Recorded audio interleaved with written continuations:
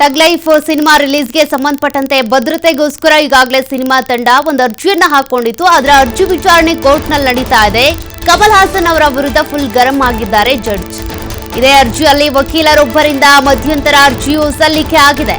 ನೀವು ಯಾರು ಅಂತ ಪ್ರಶ್ನೆ ಮಾಡಿದ high court judge. Public spirit sir ಅಂತೇಳಿ ಮಧ್ಯಂತರ ಅರ್ಜಿದಾರ ವಕೀಲರು ವಾದ ಮಾಡ್ತಿದ್ದಾರೆ. ಕಮಲ್ ಹಾಸನ್ ಹೇಳಿಕೆ ಆಡಿಯೋ ಕೇಳಿ ಇದು ತಪ್ಪು ಅಂತ ಜಡ್ಜ್ ಹೇಳಿದ್ದಾರೆ. ಈ ರೀತಿ ಕನ್ನಡದ ಭಾವನೆಗೆ ಅಥವಾ ಕನ್ನಡಿಗರ ಭಾವನೆಗೆ ಧಕ್ಕೆ ತರೋದನ್ನ ಒಪ್ಪೋದಿಲ್ಲ. ಹೀಗಿದ್ರೆ ಕರ್ನಾಟಕ ನಿಮ್ಗೆ ಯಾಕೆ ಬೇಕು ಅಂತೇಳಿ ಜಡ್ಜ್ ಪ್ರಶ್ನೆ ಮಾಡಿದ್ದಾರೆ. ಸಿನಿಮಾ ನೋಡೋದು ಎಲ್ಲರ ಮೂಲಭೂತ ಹಕ್ಕಾಗಿರುತ್ತೆ.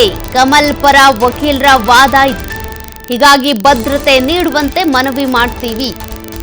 ಸಿನಿಮಾ ರಿಲೀಸ್ಗೆ ಭದ್ರತೆ ಬೇಕು ಅಂತ ಇದೇ ಅರ್ಜಿಯಲ್ಲಿ ವಕೀಲರೊಬ್ಬರು ಮಧ್ಯಂತರ ಅರ್ಜಿಯನ್ನು ಕೂಡ ಸಲ್ಲಿಕೆ ಮಾಡಿಕೊಂಡಿದ್ದಾರೆ. ಜಡ್ಜ್ ಪ್ರಶ್ನೆಗಳ ಸುರಿಮಳೆಗೈತಾ ಇದ್ದಾರೆ. ಕಮಲ್ ಹಾಸನ್ ತಮ್ಮ ಹೇಳಿಕೆ ತಿರಸ್ಕರಿಸ್ತಾ ಇಲ್ಲ ಅಂತೇಳಿ ಜಡ್ಜ್ ಹೇಳಿರೋದು. ಜೊತೆಗೆ ಹೇಳಿದ್ದು ಸರಿ ಅಂತಾನೆ ಹೇಳ್ತಾ ಇದ್ದಾರೆ, ಬಿಟ್ರೆ ಕ್ಷಮೆ ಕೇಳ್ತಾ ಇಲ್ಲ. ಈಗ ನಿಮ್ಮ ಸಿನಿಮಾ ರನ್ ಆಗ್ಬೇಕು ಅಂತ ಕೇಳ್ತಾ ಇದ್ದೀರಿ. ಅನುಮತಿ ಬೇಕು, ಅಭಿವ್ಯಕ್ತಿ ಸ್ವಾತಂತ್ರ್ಯ, ಮತ್ತೊಬ್ಬರ ಭಾವನೆಗೆ ಧಕ್ಕೆ ತರಬಾರದು.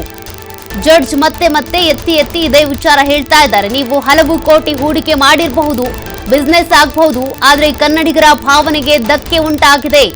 ಇದಕ್ಕಾಗಿ ನೀವು ಕ್ಷಮೆ ಯಾಚಿಸಲೇಬೇಕು.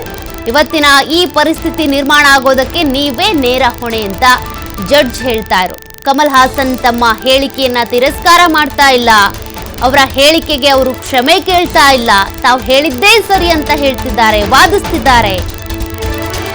ನಾನು ಟಗ್ ಲೈಫ್ ಸಿನಿಮಾ ನೋಡಲು ಬಯಸಿದ್ದೆ. ಜಡ್ಜ್ ನ್ಯಾಯಮೂರ್ತಿ ನಾಗಪ್ರಸನ್ನ ಅವರು ನೋಡಿ ಇದೇ ಸಂದರ್ಭದಲ್ಲಿ ಮಾತನಾಡಿರೋದು. ಆದ್ರೆ ಈ ವಿವಾದದಿಂದ ನೋಡೋದಕ್ಕೆ ಸಾಧ್ಯ ಇಲ್ಲ.